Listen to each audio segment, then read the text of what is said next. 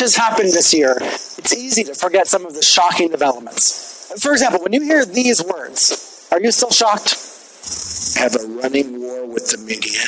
They are among the most dishonest human beings on earth. That is how it began. On Trump's very first day waking up in the White House, he turned on the TV and he turned angry at what he saw.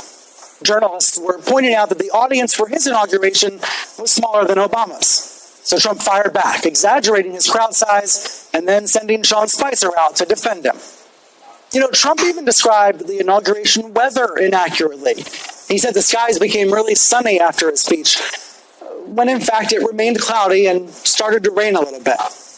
I think that's actually a metaphor for the year. Trump painted a dark picture of American carnage and then said he alone could fix it. He believed his world was always sunny. When Trump played loose with the facts and journalists challenged him on that, he couldn't stand it. I mean, here's an example you've probably forgotten. This is from February. The murder rate in our country is the highest it's been in 47 years, right? Did you know that? 47 years. I used to use that. I'd say that in a speech and everybody was surprised because the press doesn't tell it like it is. It wasn't to their advantage to say that. It wasn't to our advantage to say that because it wasn't true. Obviously, fact checkers jumped into action, trying to counter the claim that he was making about the murder rate.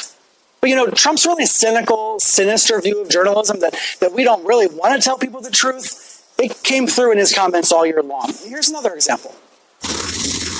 Radical Islamic terrorists are determined to strike our homeland. It's gotten to a point where it's not even being reported. And in many cases, the very, very dishonest press doesn't want to report it. They have their reasons, and you understand that. There he is telling members of the U.S. military that the press was intentionally downplaying, even covering up terrorist attacks. If anything, the opposite is true. All year long, I heard anchors and reporters and editors reaching for new ways to say that's not true and that makes no sense. And all year long, I heard the president coming up with new ways to call us the enemy. We are fighting the fake news. It's fake, phony, fake. A few days ago, I called the fake news the enemy of the people, and they are. That was February. Now let's fast forward all the way to August.